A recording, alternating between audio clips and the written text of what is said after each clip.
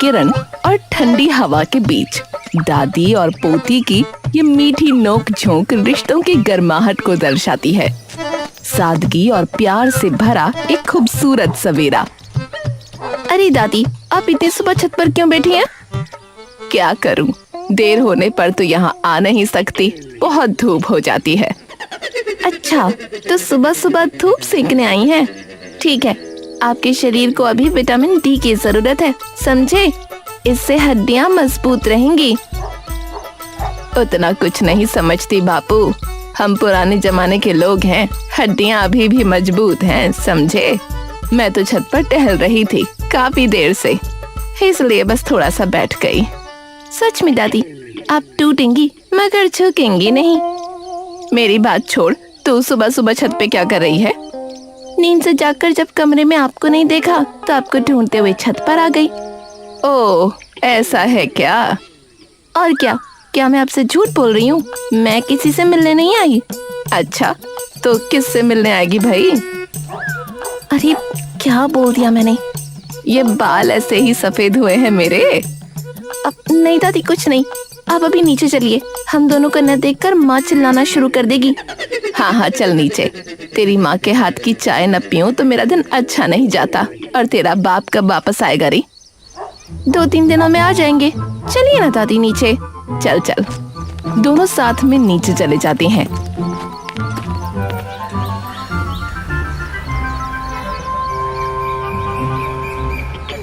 शहर की एक भीड़ भाड़ वाली गली में मोमो खाते हुए इस जोड़े के बीच प्यार भरी तकरार और पकड़े जाने का डर माहौल में एक अलग ही बेचैनी भर देता है। अरे यार, यहाँ खड़े होकर मोमो खाने की क्या जरूरत थी भला? क्यों, इसमें क्या बुरा है बताओ तो? क्यों मतलब? अगर मोहल्ले के किसी ने हमें साथ देख लिया ना तो क्या होगा, सोचा कभी? और अगर किसी ने तुम्हारी दादी को बता दिया तब? बता दिया तो बता दिया, मैं तुम्हारी तरह डरपोक नहीं हूँ। और वैसे भी मेरी दादी एकदम मॉडर्न है, तुम्हारी दादी जैसी नहीं है। अरे यार, फिर से मेरी दादी को बीच में क्यों खींच रही हो? हैं? अगर किसी ने मेरी दादी को बता दिया ना रीमा, तो क्या होगा अंदाजा है? बस फिर तो और भी अच्छा होगा। क्या तुम नहीं चाहते कि हमारे रिश्ते के बारे में सबको पता चले? नहीं चाहता हूँ। अरे बाप रे। क्या नहीं चाहते तुम? नहीं, मतलब चाहता हूँ, लेकिन अगर दादी को पता चला कि मैं तुमसे प्यार करता हूँ तो बहुत बड़ा हंगामा हो जाएगा यार। तुम्हारी दादी और मेरी दादी के बीच तो जैसे 100 का आंकड़ा है। तो फिर ठीक है, तुम्हारे साथ मेरा भी अब 100 का आंकड़ा ही रहेगा। तुम्हारे साथ अब और बात नहीं करूंगी, डरपोक कहीं के। जाओ यहाँ से। भैया, ये लीजिए मेरे मोमो के पैसे, इसके पैसे ही खुद दे देगा। अरे रीमा यार, सुनो तो सही। अरे गुस्सा मत करो यार। अरे रुको तो सही यार। अरे यार, क्या मुसीबत है यार, ये लड़कियां भी। रीमा वहां से चली जाती है।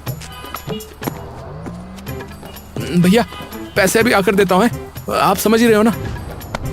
राकेश उसके पीछे भागता है, लेकिन रीमा उसकी कोई बात नहीं सुनती।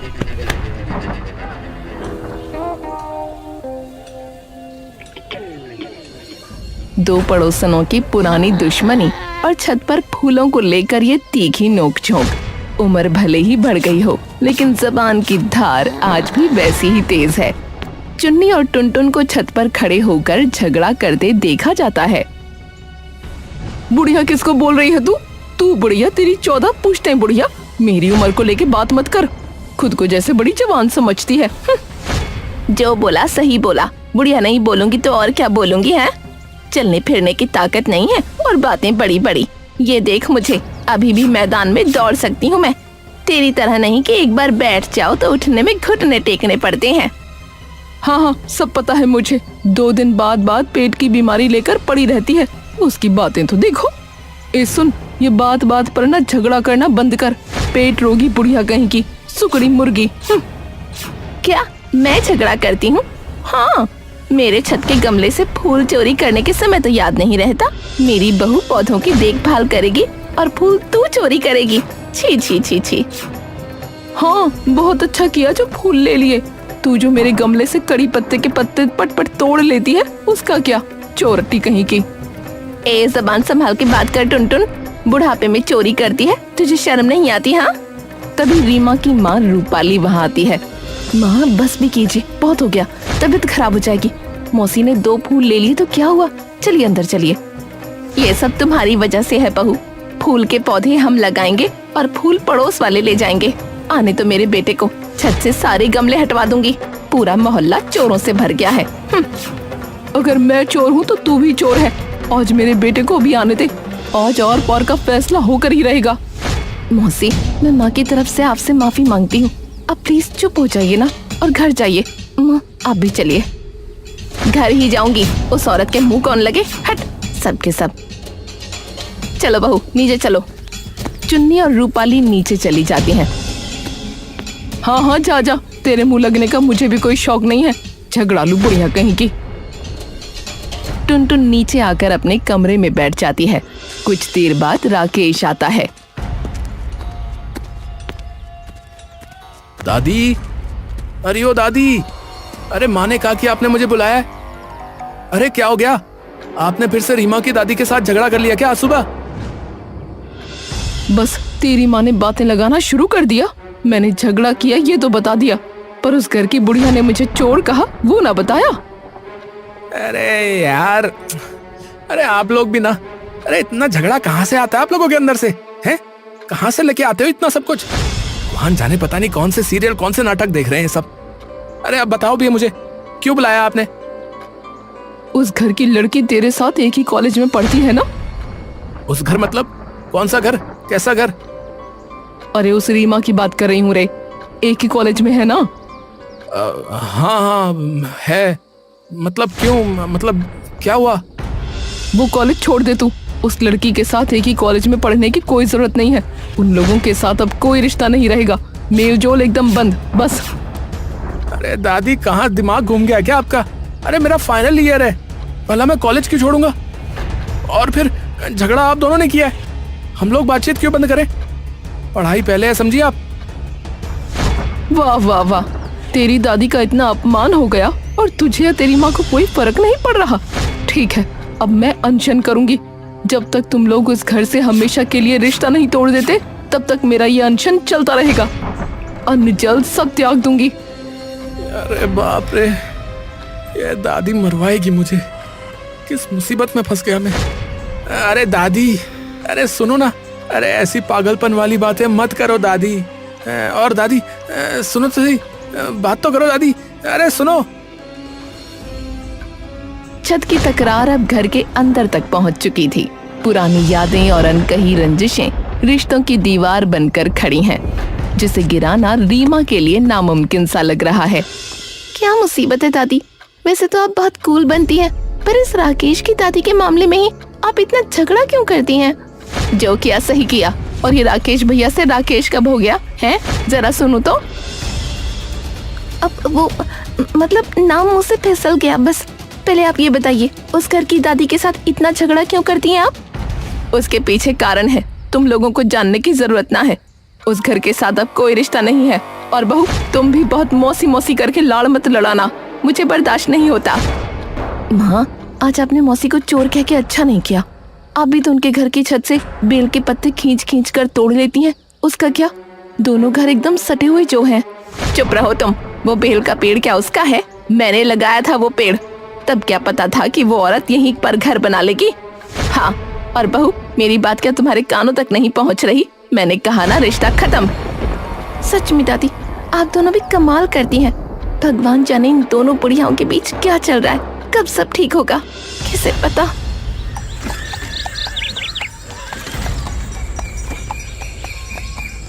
प्यार की लुका छुपी अब सरेआम हो चुकी है। पार्क की शांति तब हंगामे में बदल जाती है जब पुरानी रंजिशें जवान मोहब्बत के आड़े आ जाती हैं। राकेश और रीमा पार्क में बैठे हैं। अरे यार, दादी बहुत ज्यादा गुस्से में है रीमा। उन्हें हमारा एक ही कॉलेज में पढ़ना भी ना अब पसंद नहीं आ रहा है। और तुम्हारी दादी का क्या हाल है, ये बताओ जरा पहले। वही हाल है, तुम्हारी दादी भी कम नहीं है। बात बात पर झगड़ा करने की क्या जरूरत थी, चुप रहती तो अच्छा होता। ओह, तो अब सब कुछ मेरी दादी की गलती हो गई है। और पहले तो तुम ये बताओ कि तुम्हारी दादी ने मेरी दादी को चोर क्यों कहा? इसीलिए तो वो इतना भड़क गई है। अब हमारे बारे में सोचो यार। पता नहीं हमारा क्या होगा, सब गुड़ गोबर हो गया। तभी टुनटुन पार्क में आ जाती है और गुस्से में कहती है, अच्छा, मुझे पहले ही शक था इन दोनों के बीच जरूर कुछ चल रहा है। पीठ पीछे ये सब। चल बदतमीज, घर चल। हाँ, अरे दादी, अरे आप यहाँ क्या कर रही हैं दादी? क्यों, बड़ी मुसीबत खड़ी कर दी मैंने? क्या मेरी बात तेरे कानों तक नहीं पहुँच रही राकेश? अभी घर चल, और आज के बाद अगर उस घर की लड़की से बात की तो देख लेना। दादी, मेरी दादी के साथ आपकी इतनी दुश्मनी क्यों है, ये तो बताइए। और आप दोनों के झगड़े की वजह से हम मिलना जुलना क्यों बंद करें? अरे यार रीमा, अरे यार तुम चुप रहो ना यार। होगा ही, इस बेशरम लड़की की बातों को तो देखो, किस घर की लड़की है ये भी तो देखना होगा। जैसी दादी वैसी पोती।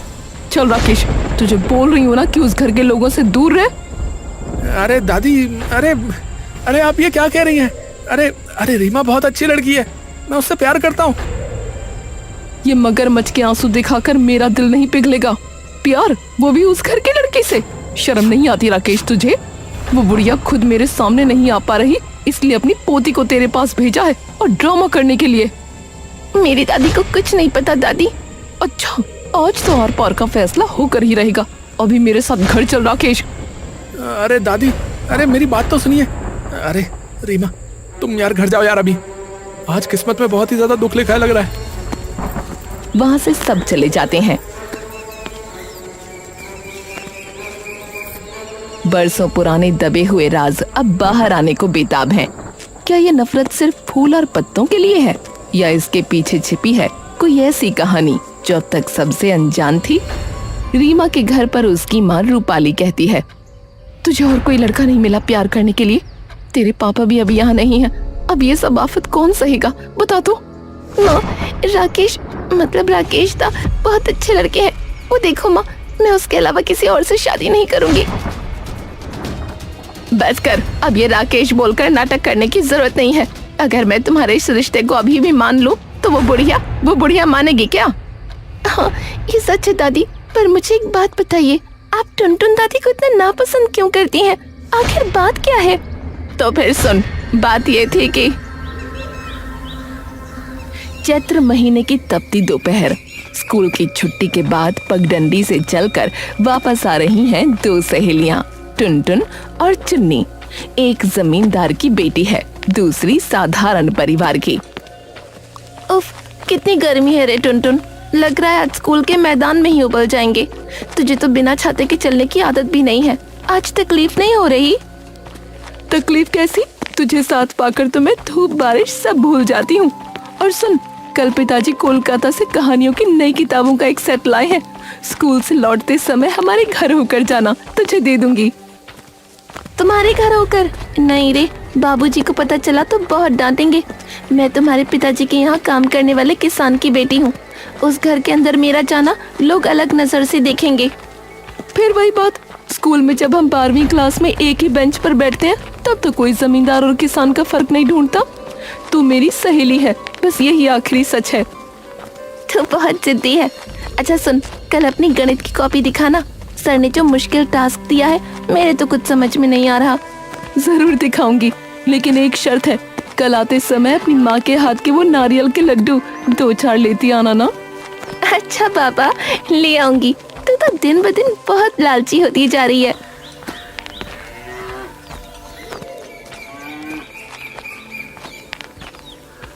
चुन्नी के पुराने घर के सामने अचानक जमींदार साहब के आने से सन्नाटा छा जाता है। चुन्नी के पिता डरे हुए आंगन में खड़े हैं और चुन्नी दरवाजे के पीछे से सब सुन रही है। क्यों रे हरिपाद, महीना तो खत्म होने को आया।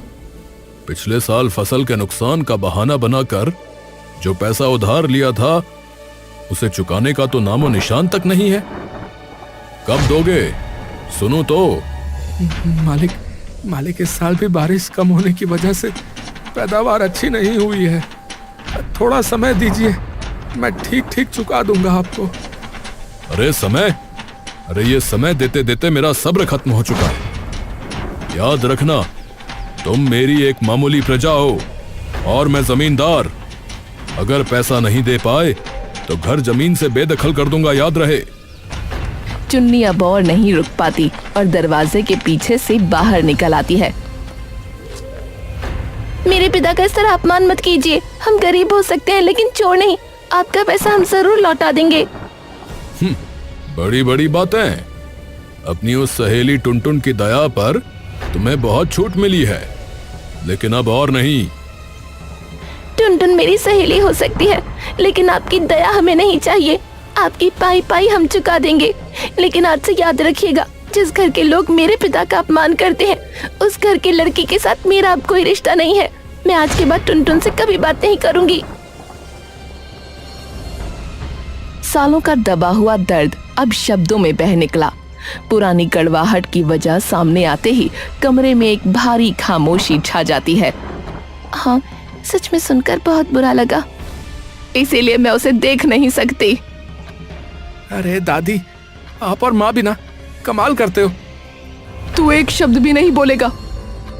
अरे पर आपका इतना गुस्सा किस बात पर है, ये तो बताइए दादी। जिसका भला करने गई थी उसी ने मुझे गलत समझा। सुन फिर क्या हुआ था। रोज साथ आने के बावजूद आज चुन्नी टुनटुन के आने से पहले ही मैदान पहुंचकर दूसरों के साथ खेलने लगी। टुनटुन को देखकर भी वो अनदेखा कर देती है। टुनटुन तेज कदमों से चुन्नी के पास जाती है। क्या रे चुन्नी, तूने आज मुझे आवाज क्यों नहीं दी? मैं कितनी देर से तेरे घर के सामने खड़ी थी। चुन्नी टुनटुन की बात सुनकर भी अनसुना कर देती है। चुन्नी, मैं तुझसे बात कर रही हूँ, तू मुझे इग्नोर क्यों कर रही है? क्या हुआ है, बताएगी? चुन्नी अब टुनटुन की ओर एक बार गुस्से भरी नजरों से देखती है, लेकिन मुंह से कुछ नहीं कहती। वो दूसरी सहेलियों की ओर मुड़ जाती है। ए चल, हम उस तरफ वाले मैदान में जाकर खेलते हैं। यहाँ बहुत भीड़ लग रही है, मुझे अच्छा नहीं लग रहा। चुन्नी सुन तो। चुन्नी टुनटुन की कोई बात कान में नहीं लेती। चुन्नी मत जा, एक बार बात तो सुन ले। चुन्नी एक भी बार पीछे मुड़कर नहीं देखती और मैदान से बाहर निकल जाती है।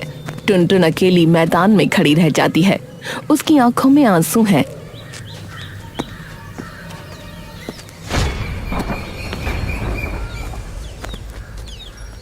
टुनटुन मैदान से रोते हुए घर लौटती है।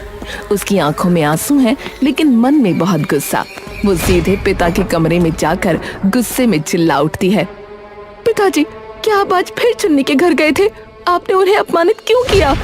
तो क्या हुआ, मैं अपना बकाया पैसा मांगने गया था। मैं जमींदार हूँ, मुझे किसके साथ कैसा व्यवहार करना है ये मुझे मत सिखा।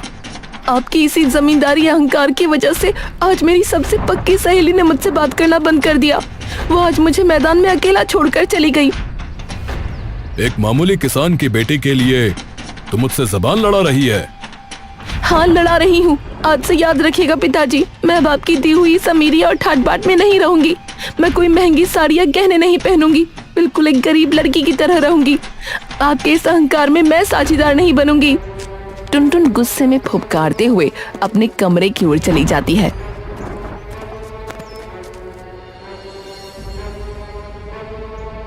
दादी, आपने समय के साथ धीरे धीरे वो बात तो करने लगी, लेकिन जब भी बात करती गुस्से में ही करती। उसके मन में आज भी मेरे लिए नफरत भरी हुई है। मैंने भी उसे कभी ये बात नहीं बताई कि मैंने उसके लिए इतना बड़ा त्याग किया है। उसे पता ही नहीं कि मैंने उसकी खातिर क्या क्या छोड़ दिया।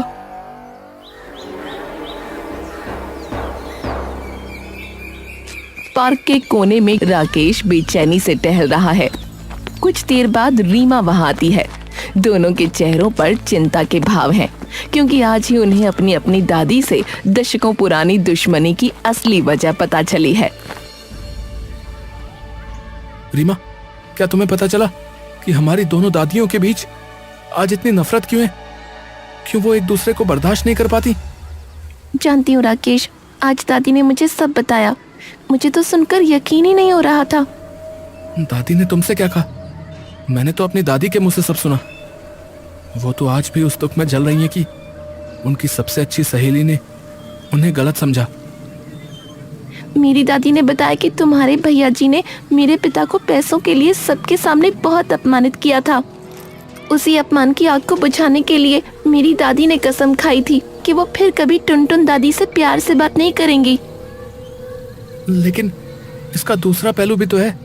मेरी दादी ने आज तक नहीं बताया कि उस घटना के बाद उन्होंने अपने पिता से झगड़ा करके सारी जिम्मेदारी और सुख सुविधाएं त्याग दी थी, वो तो मन ही मन आज भी चुन्नी दादी को ही अपनी सबसे अच्छी सहेली मानती है। इसका मतलब दोनों ही एक दूसरे को प्यार करती हैं, लेकिन बीच में ढेर सारी गलतफहमियां और पुराना ईगो खड़ा है। रीमा, हमें ना यार कुछ करना होगा। इन दोनों बुढ़ियाओं को अब इस तरह से झगड़ने नहीं दिया जा सकता यार। हमें इन्हें फिर से एक करना ही होगा। सही कहा तुमने। हमारे प्यार को मुकाम तक पहुंचाने के लिए उनकी इस पुरानी गुस्से की दीवार को पहले तोड़ना होगा। चलो हम दोनों मिलकर कुछ ऐसा करते हैं जिससे वो फिर से पहले की तरह हंसते खेलते पगडंडियों पर एक साथ चल सकें।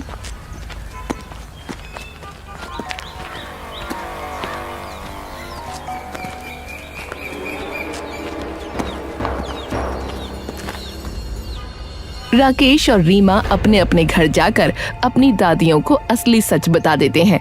टुनटुन को पता चलता है कि चुन्नी आज भी उस पुराने अपमान का जख्म लिए जी रही है, और चुन्नी को पता चलता है कि उसके खातिर टुनटुन ने 50 साल से सारी सुख सुविधाएं त्याग दी हैं।